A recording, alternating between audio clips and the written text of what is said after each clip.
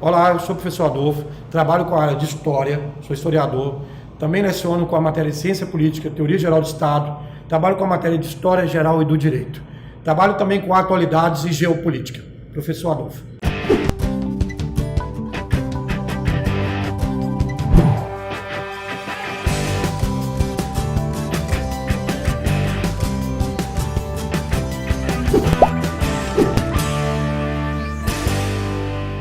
Sou o professor Adolfo, nós estamos aqui com mais uma aula de História.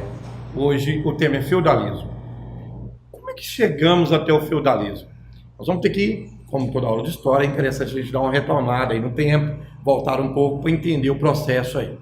O Império Romano atingiu seu ápice, seu auge.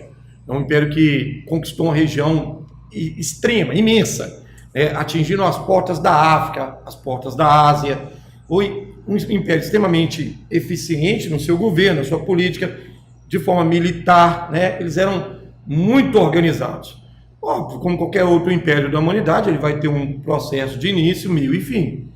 Quando estava acabando o Império Romano, quando o Romano estava se desfragmentando por uma questão estrutural, interna, e por uma questão externa, que era a falta de conquistas, porque a falta de conquista não trouxe produtos para Roma, como escravo, como alimento e até terras. Isso gerou uma crise absurda dentro do Império Romano. Essa desfragmentação interna e externa, e essa desestruturação de Roma, vai gerar um novo ambiente. Primeiro, as pessoas vão ir para o campo.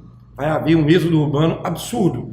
As pessoas vão procurar o campo, o interior, por quê? Roma começou a ser invadido por bárbaros. Quem eram os bárbaros na época? Qualquer um que não falava a língua romana, qualquer um que não compartilhasse o costume romano, era considerado bárbaro. Então, bárbaro não tem aquela concepção, aquela visão que nós temos hoje, daquela pessoa selvagem, daquela pessoa ameaçadora, que matava. Não.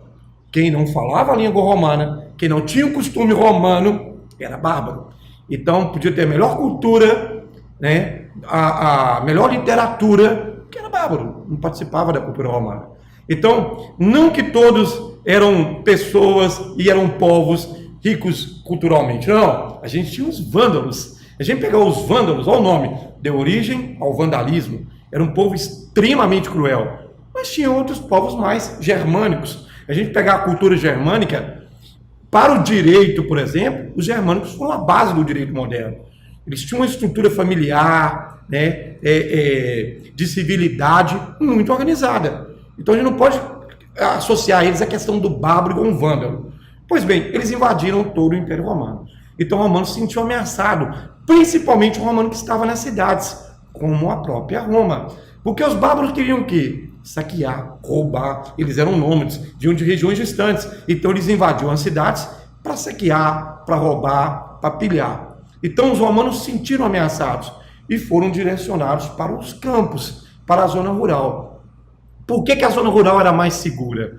O que eles encontrariam na zona rural? Olha, vamos voltar mais um pouco. E nós vimos também no final do Império Romano, existiam os chamados cavaleiros ou homens bons. Quem eram esses sujeitos?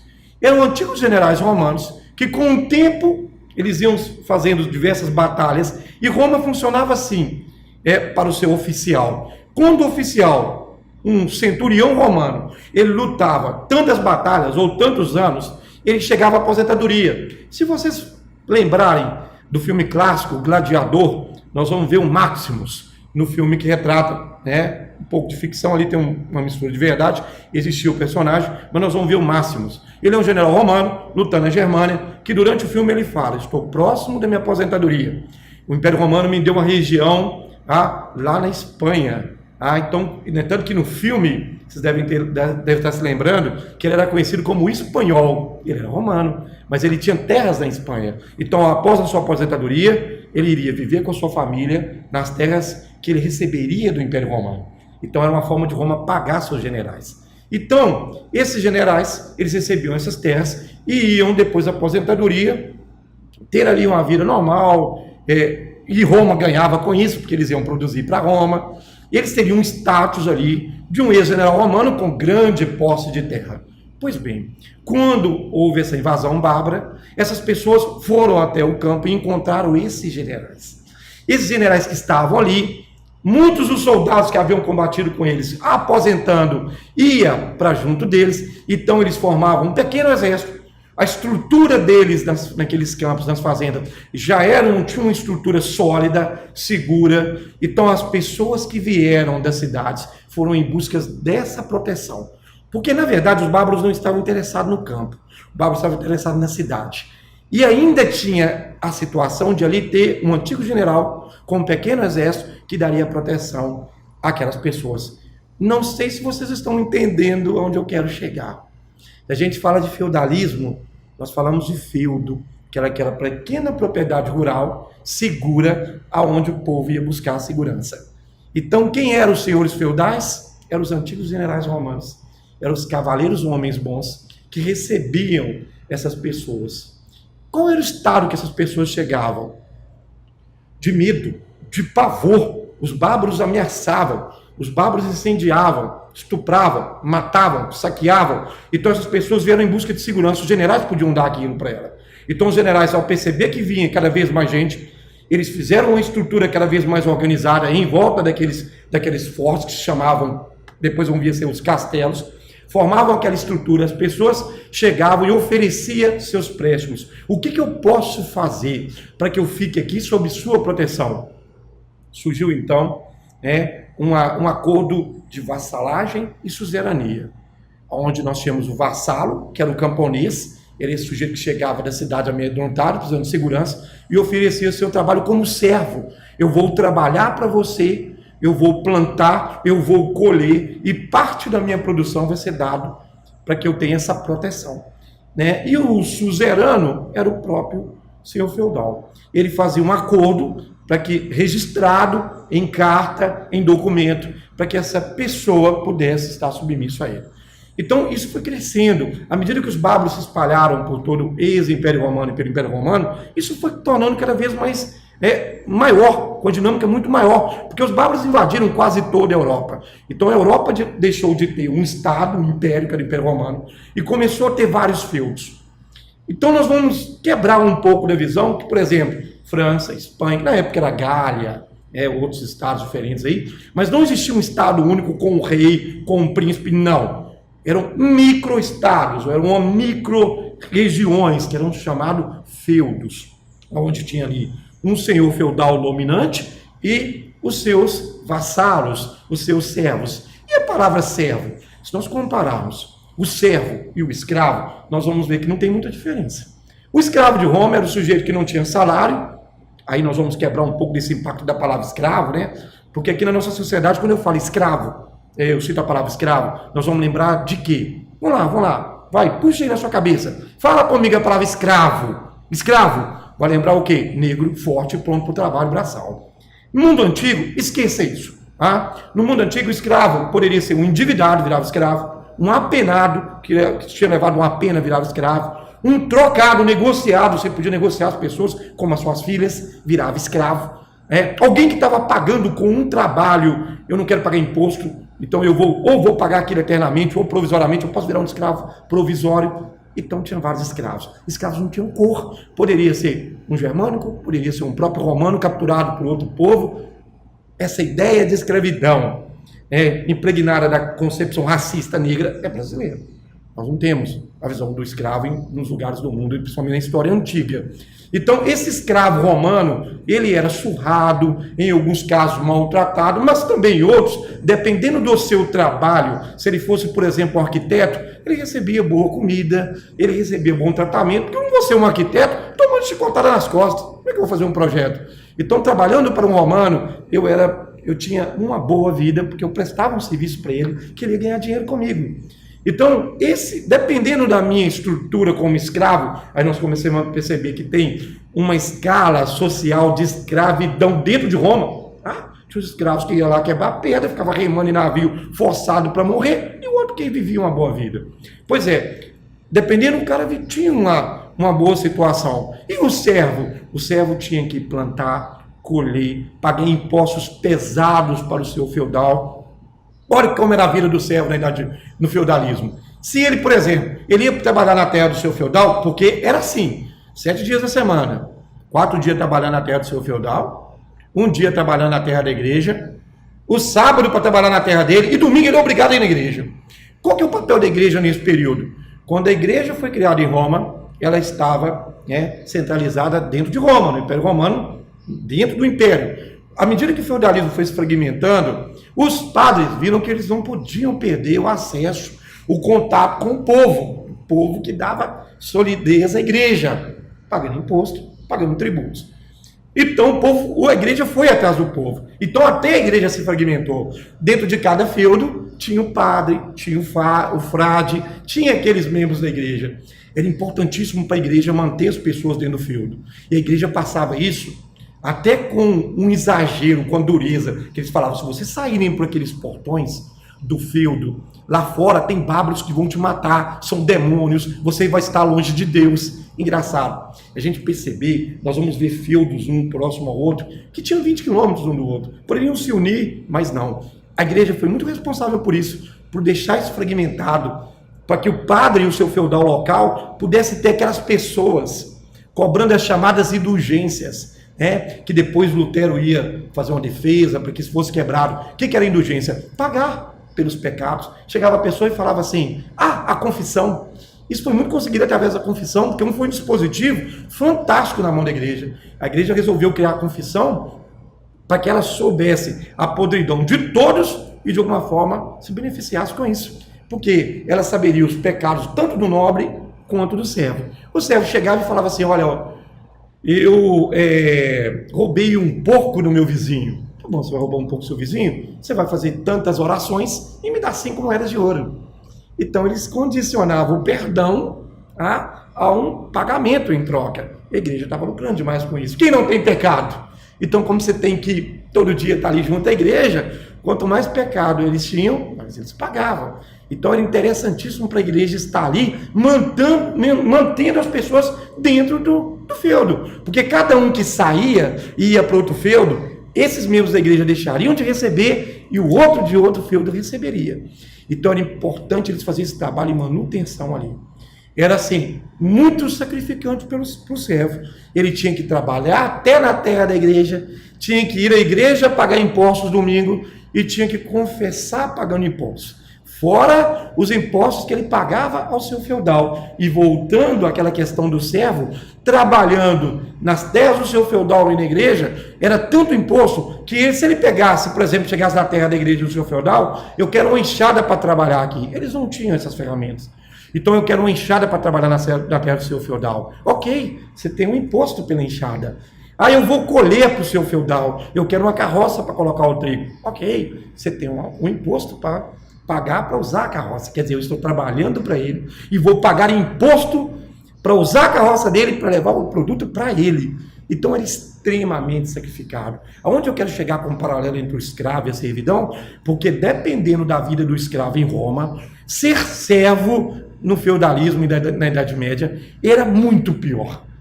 Geralmente a expectativa de vida da época era 30 anos.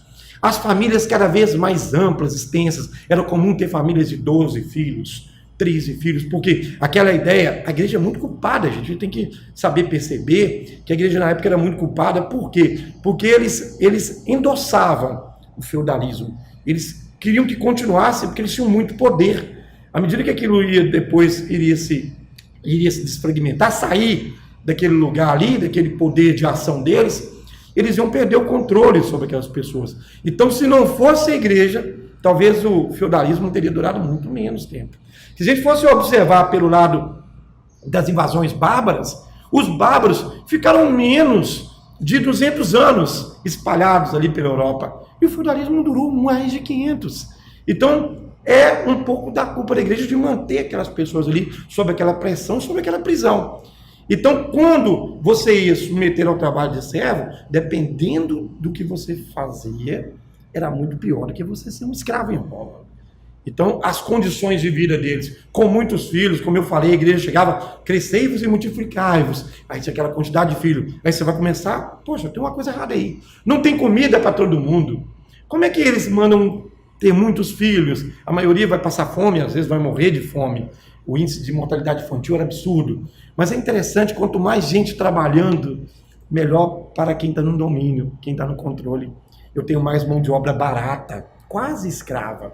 Aliás, a escravidão ali vai se extinguir porque não recebiam um salário.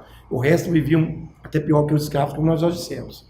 Então a vida era uma vida extremamente dura, quase sem muita diversão, não tinha muito o que fazer, ficavam presos ali dentro dos muros, dos palácios, dos castelos, não tinham contato externo, então excluam-se o comércio.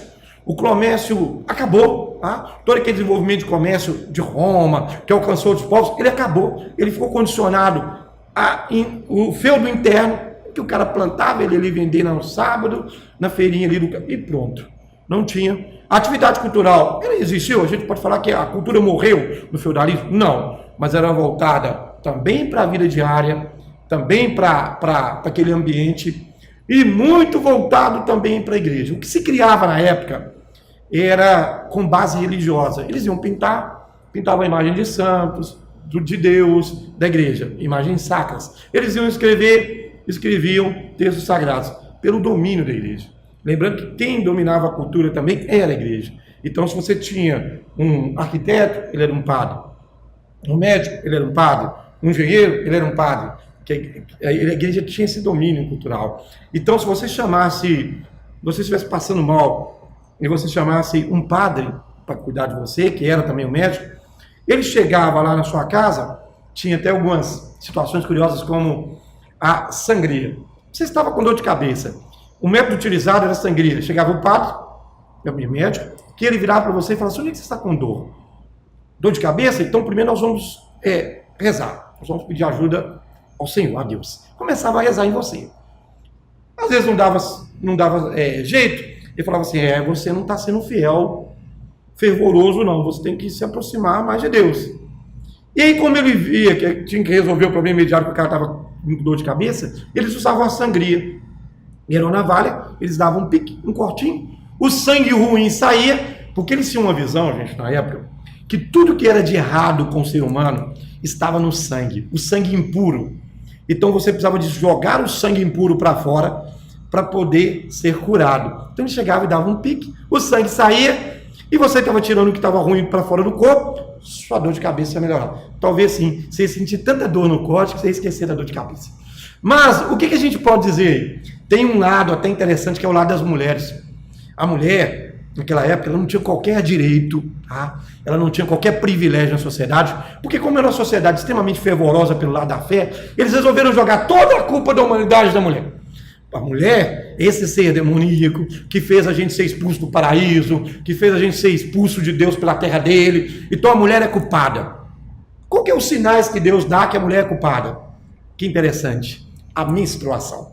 Então, como o sangue é algo ruim, você jogar sangue para fora, você está jogando o que está de impuro para fora. Imagina uma mulher naquela época, coloca aí uns 1.500 anos atrás, menstruando. Quem não tinha hoje, aqueles aparatos que nós temos hoje. Tá? Então a mulher não tinha nenhum absorvente, a mulher sangrava. Então imagina um homem vendo a mulher sangrando. Ele olhava e falava assim: meu Deus, como é que vocês podem ser tão erradas? O demônio está com vocês o tempo todo, porque todo mês Deus tira o sangue todo que vocês têm e recompõe o sangue para vocês viverem, para vocês terem uma outra chance depois, e mesmo assim vocês sangram de novo. Era uma demonstração, com uma analogia, que a mulher é impura, a mulher estava jogando sangue, eles tinham horror a sangue. Então você está jogando sangue todo mês para fora, imagina a visão deles: nossa, olha que ser. Ela expulsa o sangue, Deus dá outro sangue, ela revive de novo outro mês e faz o mesmo processo. Era uma visão ultrapassada, antiga, mas tinha um simbolismo daquela sociedade. Lembrando, a mulher foi culpada por ser expulsa, por expulsar o homem do paraíso. Então ela carregava essa carga o tempo todo. E as legislações, as leis que existiam no feudo, ou nos feudos ali, tinha algumas muito... que demonstrava o poder masculino ali. Tinha um nobre na região onde hoje é a Escócia, da Bretanha, que ele se sentia tão dono, um seu feudal, tão dono do seu povo. Isso era muito normal na época, tá, gente? Que ele impôs o anel a primos noites. que é? A primeira noite. Para cada casamento que houvesse na sua região, na sua terra, a primeira noite com a mulher deveria ser passada com o senhor feudal do lugar. Então eles tinham que comunicar o casamento para o senhor feudal, e o senhor feudal chegava no dia do casamento, arrebatava a mulher, avisava para o noivo: olha, amanhã eu vou te devolver já purificada. Porque eu, como senhor feudal, eu, como o representante da igreja na região, tenho o poder de purificar esse demônio para você não correr o risco. Então hoje eu vou purificar, eu vou controlar os demônios e amanhã eu te entrego. Maravilha, hein? Vocês querem ver um exemplo disso? Assiste um filme chamado Coração Valente, com Mel Gibson. No momento do filme, existe esse ato, onde até o personagem principal, o Wallace, que é um dos homens que vai tentar a liberdade da Escócia, ele vai casar e vem um príncipe e toma a noiva dele. Assistam Coração Valente, que vocês vão entender desse tipo de ato que eles faziam na época. Era uma demonstração de poder do seu feudal. Ele intervia na sociedade local, ele intervia até no domínio entre as pessoas. Aí nós tínhamos a igreja e o seu feudal. O poder dos dois se unia. E o feudalismo, ele vai, à medida que o europeu ele vai se isolando ali nos feudos, cada vez vai ficando mais difícil de quebrar esse elo de poder, essa estrutura, e ela vai se estendendo. O que acontece para ele começar a entrar em decadência? São fatos, por exemplo, o mercado que vai vir do Oriente Médio, de Constantinopla, com novos produtos, as chamadas especiarias, que vão entrar o açúcar, a canela, os temperos, a seda. Isso vai atrair o europeu para esse tipo de mercado. E atraindo o europeu para esse tipo de mercado, quebra aquele monopólio interno dos feudos e o árabe leva a mercadoria para eles. Se eles percebem que tem ali povos estrangeiros, comerciantes, árabes, de outras regiões, eles percebem também que não há uma ameaça mais em torno deles. E cada vez mais comerciantes começam a sair dos feudos, irem buscar esses produtos da Europa, irem para o Oriente Médio e trazer. Então isso vai ressuscitar o comércio. Vai começar a aparecer as ligas, como a Liga Hanseática, que surgiu na região da Germânia, uma futura Alemanha, onde comerciantes que viviam nas regiões chamadas burgos, que vai dar origem à palavra burguesia, eles resolveram fazer feira comercial, que ia em regiões da Europa vender esses produtos. Surgiu uma nova classe chamada burguesia. Hoje a cidade que veio foi de Hamburgo, por isso burgo, por isso burguesia. Então eles vão quebrar esse isolamento comercial, vai dar uma dinâmica maior. Houve também a chamada peste negra, foi uma doença transmitida pelos ratos, a urina do rato, que hoje é conhecida como peste bubônica, que ela vai devastar a Europa, ela vai matar 2/3 do europeu. Eles não têm como lidar com essa doença. Depois eles descobriram que era uma questão de higiene, era uma questão de limpeza. Onde tem rato, tem sujeira. Se nós eliminarmos o rato, nós eliminamos a doença. Com o tempo eles foram perceber isso. Os árabes já tinham descoberto isso. Mas isso serviu para eliminar uma superpopulação europeia. Caminhem comigo. Se nós temos uma superpopulação, nós não temos alimento suficiente, nós não temos trabalho suficiente. A partir da hora que eu elimino isso é uma forma da história, né, proporcionar uma situação até melhor. Ah, mas morreu muita gente. Ok, mas a quantidade de gente gerava uma falta de recurso. E agora vai sobrar emprego, vai sobrar terra, vai sobrar comida. Então a Europa vai dar uma renovada, se preparar para a nova Europa que vai surgir aí com o renascimento, com a renovação do comércio, com as grandes navegações. Isso foi muito importante até. E essas coisas acontecem na história. A gente pegar uma Segunda Guerra Mundial, olha a população do Japão, ela já é imensa para algumas ilhas ali concentradas. Se não tivesse acontecido a Segunda Guerra Mundial e não tivesse morrido aproximadamente 600 mil japoneses na Segunda Guerra, esses 650 mil gerando filhos, netos, hoje a população do Japão seria 4 vezes maior. Esqueçam, não seria um país desenvolvido com uma população tão grande. Uma vez que o raciocínio econômico está ligado a uma superpopulação e falta de recursos que o Japão não tem. Então seria complicado esse tipo de administração econômica. Então, voltando ao feudalismo, a peste negra vai proporcionar isso.